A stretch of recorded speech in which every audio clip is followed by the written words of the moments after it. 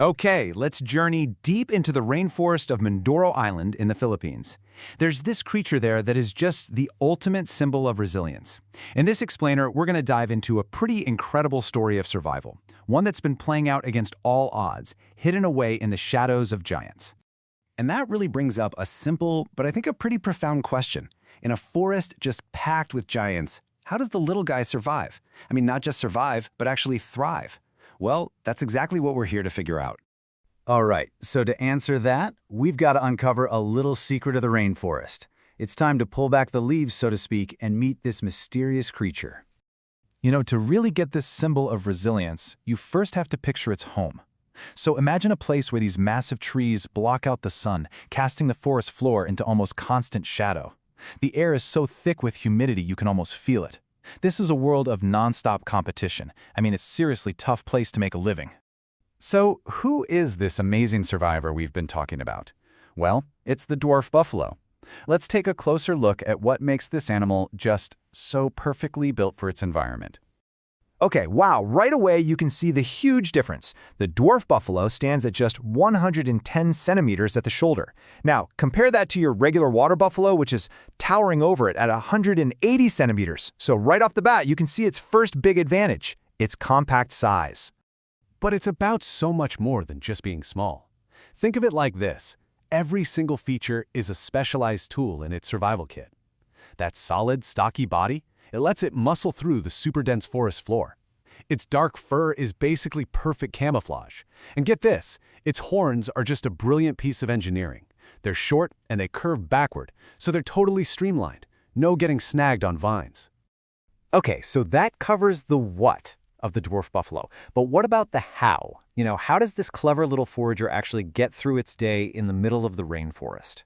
Well, for starters, it's what we call a diurnal herbivore. Sounds fancy, but it's pretty simple. Diurnal just means it's active during the daytime, making the most of whatever sunlight manages to sneak through the trees. And herbivore, as you probably know, means it's a total plant eater.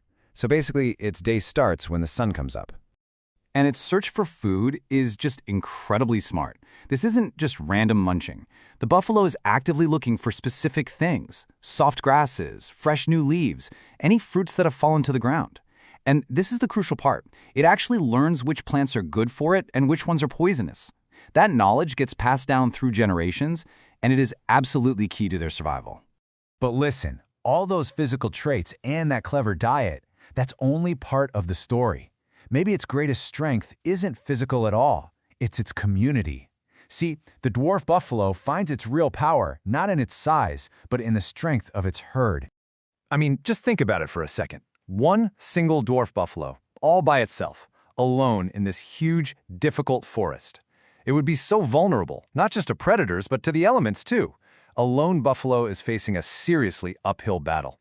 But here's the thing. That's almost never the case. They don't live alone.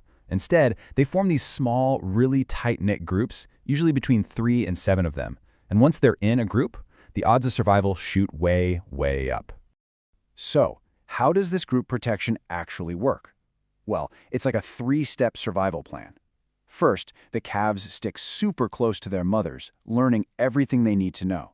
Second, if danger shows up, the adults immediately form a defensive circle with their horns pointing out. It's like a fortress.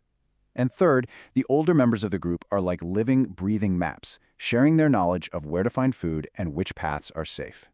And this right here, this really hammers home just how critical that group protection is. A female is pregnant for almost 10 months and then gives birth to just a single calf. When you reproduce that slowly, you can bet that every single new life is unbelievably precious, and the whole group protects it fiercely.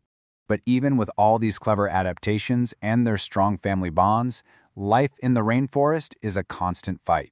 The dwarf buffalo is up against some huge natural challenges every single day. First up, predators. The forest is full of hidden dangers. We're talking wild dogs, big foxes, even large birds of prey. The little ones are especially at risk, which means the group has to be on high alert all the time. And then there's the weather itself. I mean, this is a tropical rainforest, so you can expect some seriously heavy downpours. These aren't just little showers. They can trigger massive mudslides that block off paths and make finding food a whole lot harder. And finally, there's this quiet, constant struggle for survival. The buffalo has to share the forest with bigger animals, and they're all going after the same food and water. This means it has to be really cautious and really smart to get what it needs without picking a fight it can't win. So when you look at the whole picture, the dwarf buffalo is so much more than just a small animal. It's really a masterclass in adaptation, in intelligence, and in the power of community. Its story is this amazing proof that survival isn't always about being the biggest or the strongest. Sometimes it's about being the smartest and working together. And that just leaves us with one final thought to chew on. What other incredible lessons of resilience like this are still hiding out there, waiting for us to find them in the natural world?